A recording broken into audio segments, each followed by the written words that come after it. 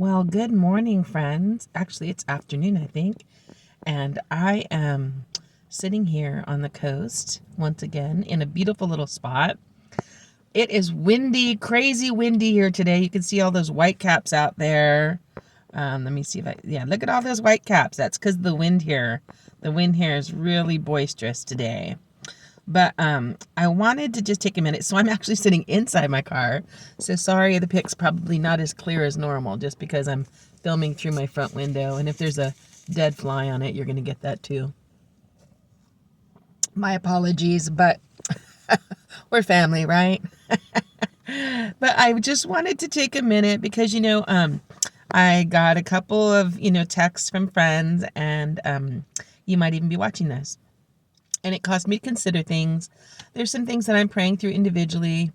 There's some time that I spent over the weekend sitting still, journaling, spent a lot of time journaling and just, I would say, kind of rummaging through my thoughts and my heart and processing some things that I'm seeing and just kind of shaking through truth and looking at some aspects of love, which is never ending, and committed to growth. So there was two things that in the process of that kind of came top of mind. And one is discernment, which I will cover another time.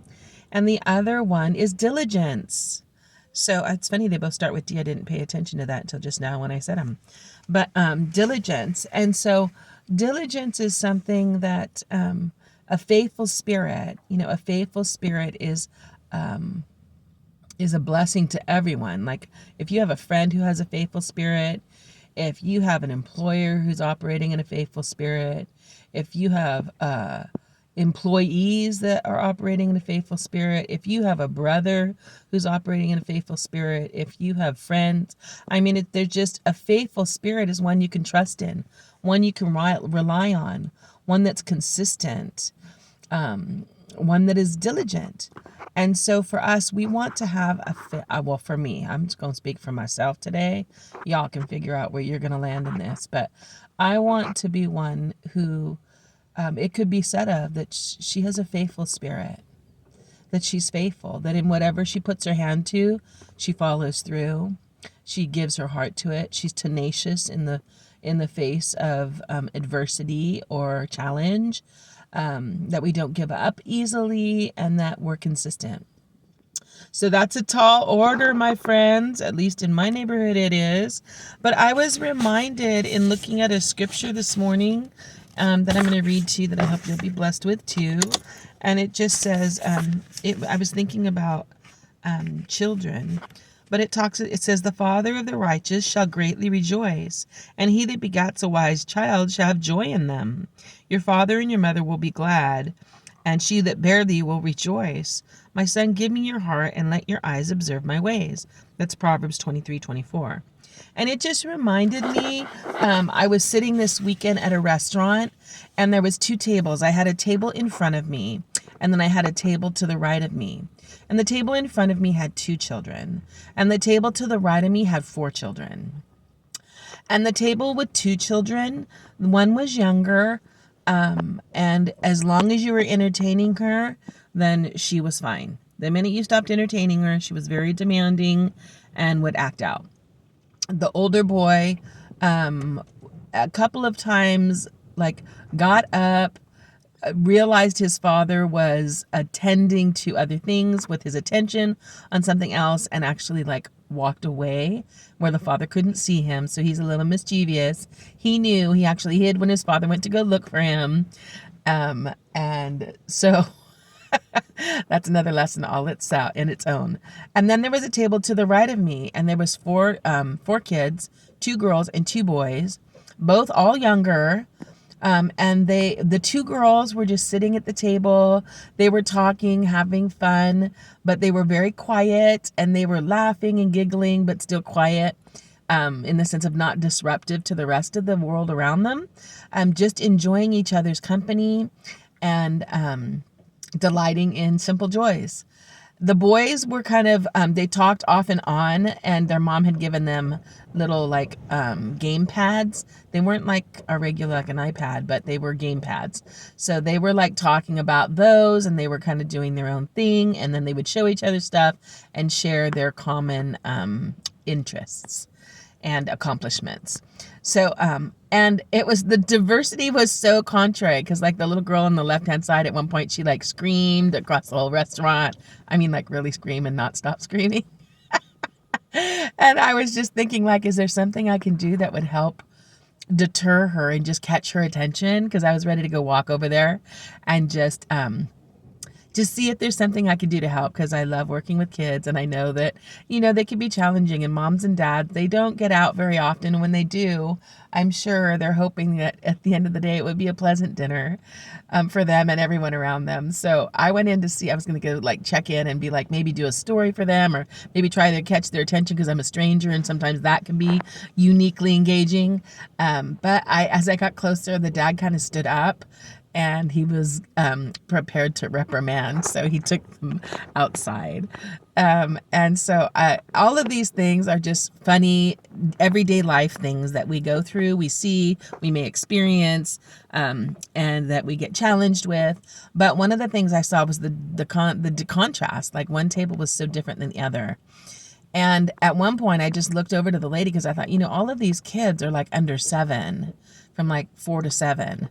And the mothers were just sitting there. They were enjoying their time together. And it was just, I was like, wow, these kids are really well behaved. And so I even just mentioned to her, I said, I just want to commend you, because I know that this doesn't happen easily, but your kids are so well behaved that I can tell that, one, as a mother, you've trained them, and two, as a mother, you've prepared for them to come out and for them to be engaging, themselves. They had color crayons and color sheets and a little book and things that would keep a kid entertained if they were sitting there by themselves, if they had been taught to be able to entertain themselves.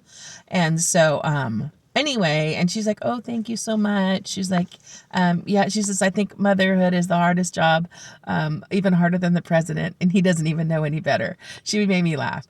But, what was cool is that even now, as I'm looking at this and I'm reading through this proverb, I'm thinking about that, and it says the father of a righteous shall greatly rejoice, and he that begets a wise child shall have joy in them. And so a parent rejoices when their kids do the thing. How can I say? I'm not trying to say the thing that is right, but the thing that's been taught, right? Because if it is true that to everything there is a time, to everything there is a season, to everything there is a purpose. If it is true that parents are to diligently teach their children so that they will know the times and the seasons, that they will understand, and that they can adjust accordingly to the different times. If I went to the snow and I did not plan and I took with me a bikini, I'm telling you, it's not going to be a happy vacation. I'm not going to do the things that I wanted to be able to do with a bikini in the snow. If I was coming to the coast of sunny California and I brought my parka to lay on the beach with, I would not be a happy camper, because I would be dripping with sweat. So there's certain things we do and prepare.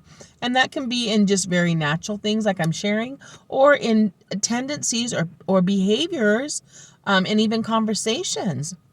That are seasoned, that are different seasons, that are helpful, that are beneficial, and that are part of preparation for the next thing that we're going to do, or to be successful in the moment that we're in. So with all of those thoughts in mind, you can kick those around as well. Maybe think about what season you're in. Maybe think about what diligence looks like, and to be a faithful spirit. So when I was saying faithful, I was thinking about parents and how it says diligently teach them, right?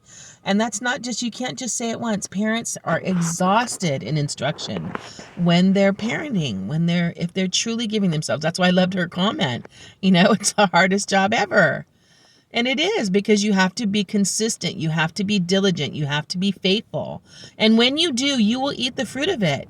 You will see. The scriptures say wisdom is justified of her children. So that if you will do the thing that is needful, you will eat the fruit that is tasteful, right? That is beautiful, that is sweet. But it takes work. It doesn't just come up without work, without us imparting by our example and our instruction and our guidance. Them those behaviors. So anyway, just wanted to take a minute to share that. I'm learning diligence. I heard that mother saying woo woo. Yeah. I'm at it every day, all the time, 24/7. It doesn't let up. And I think about some of the things that I'm looking to accomplish and what it may take. And I'm building steam so that when I proceed, I can proceed diligently and consistently and faithfully. And that as a friend, too, that sometimes when we waver or things get difficult, to remember to plow through, to be a faithful friend. Maybe we're being at work and maybe we're having challenges and it's just going to take a little more diligence, a little more consistency. But in the end, we will have a faithful spirit that will be recognized by those around us who already gave up or wanted to give up. So this can apply in a lot of different areas. I hope that you'll be blessed with these thoughts and take them to heart in the areas that you can apply them and be blessed. Have a great and glorious, love-filled, and victorious day, friends. Bye for now.